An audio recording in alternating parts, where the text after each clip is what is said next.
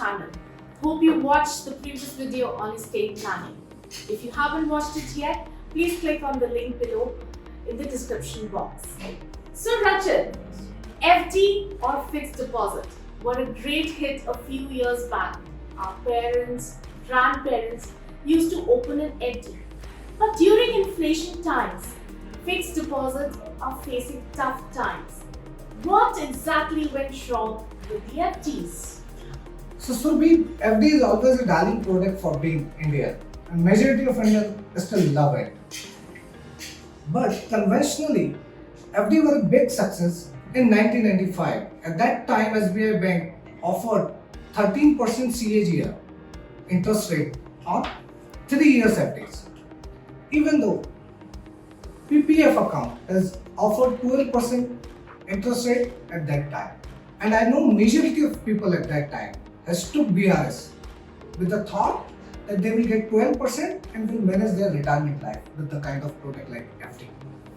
However, things has changed dramatically over the period of time.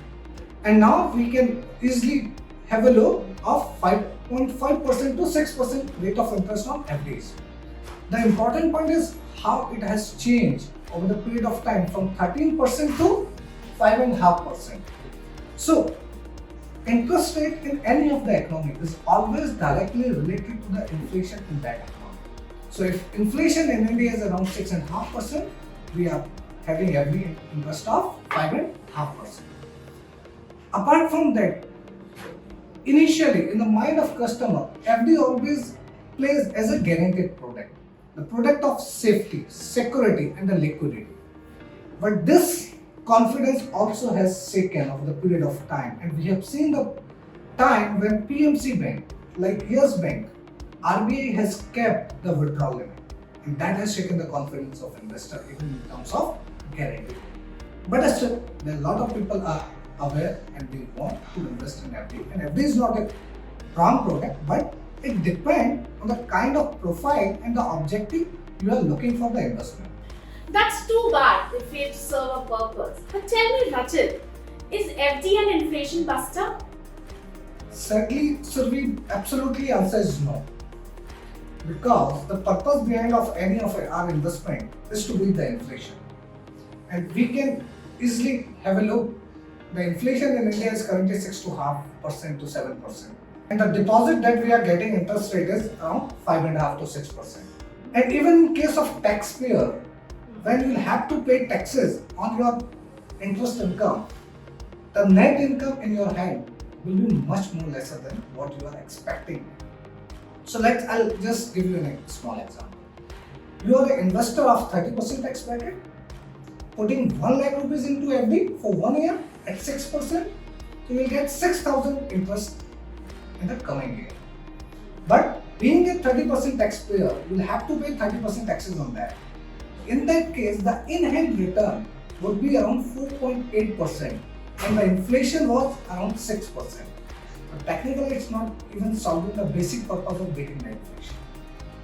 Apart from this, Rachel, if we talk about tax, then is FD taxable or not? Very good question. Actually, majority of investors just because of lack of financial awareness, we don't understand this concept of taxation in FD. I'll explain you with a very small and related example. So, FD is taxable as per your tax slab.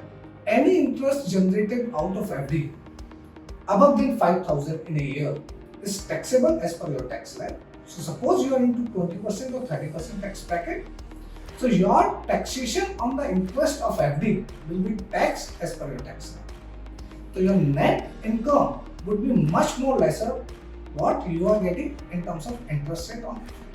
So my last question to you, Rachel, is if FD is not a good option, then what would FD investors look at? Great, Survey. I will give you 3 alternate options apart from FD where money can be invested by the investors. One is debt mutual fund.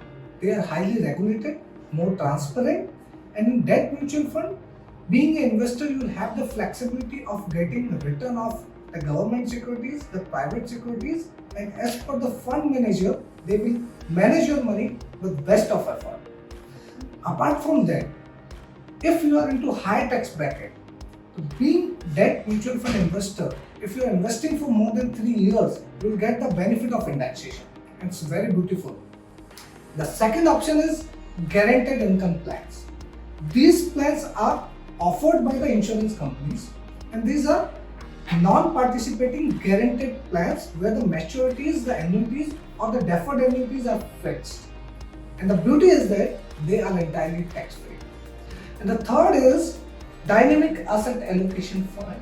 In India, in mutual fund, by putting into the dynamic asset allocation fund, you can get the advantage of putting your money into debt guaranteed securities as well as equity portion that can leverage out your rate of interest and can also make effective in terms of taxation point of view. Well, thank you, Rachel, for such a wonderful advice, and thank you all for watching this video.